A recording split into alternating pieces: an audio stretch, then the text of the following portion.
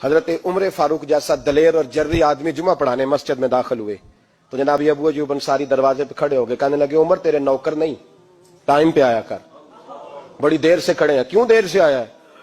بڑے جلالی تھے نا حضرت عمر، لیکن وہ جلالی اس وقت تھے جب کوئی ظلم کرتا تھا، اور ذات کے لیے جلالی نہیں تھے۔ کہا وقت پہ آیا کر، کو ملازم نہیں تیرے؟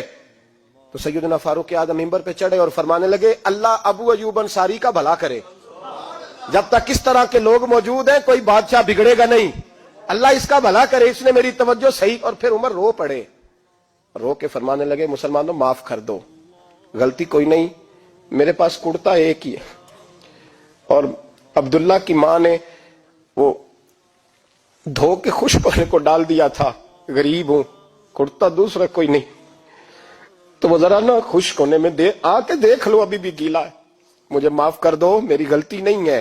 صحابہ درد کے ساتھ رونے لگے اور کہنے لگے اللہ اس طرح کے حکمران ہمیشہ عطا کرتا رہتا۔ میرے بھائی تو انصاف کا رنگ تو دے، ان تقاضوں کو سمجھنا۔ یہاں کسی کی جرت ہے بول سکے، طاقت ہے کسی کی، لیکن انہوں نے اپنے آپ کو پیش کیا، سامنے پیش کیا اپنے آپ لوگوں کے سامنے۔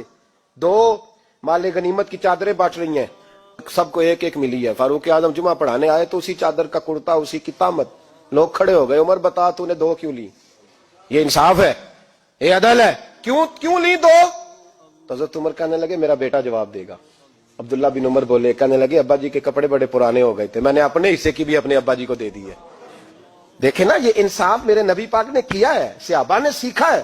میں اور آپ تیار نہیں، ہم تیار نہیں انصاف کے لیے، ہمارا مزاج نہیں انصاف کا، ہمیں خود بہت سارا آگے پیش ہو کے رنگ دکھانا پڑے گا، اس کے لیے ہماری تیاری نہیں۔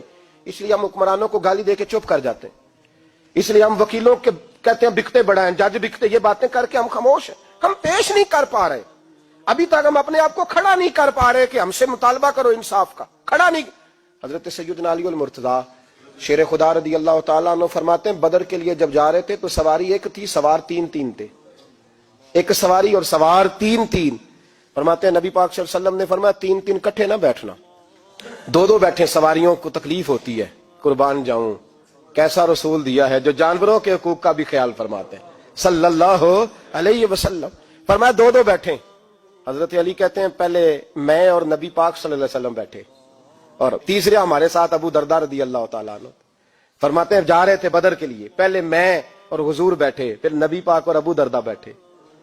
فرماتے ہیں پھر نمبر لگ گیا میرا اور ابو درداء کا، اور مصطفیٰ نے گھوڑے کی لگام تھامی تو حضرت ابو درداء تڑپ اٹھے، کہنے لگے علی نہ طبیعت مانتی ہے، نہ ادب مانتا ہے، نہ عشق مانتا ہے، تو اس طرح کر، میں تو چھوٹا ہوں، آپ کہیے رسول پاک سے، آپ ہر لحاظ سے بڑے ہیں، آپ عرض کیجئے کہ حضور نہ ادب مانتا ہے، نہ عشق مانتا ہے، نہ پیار مانتا ہے، نہ تقاضا ہے، مہربانی کرے آ جائیں۔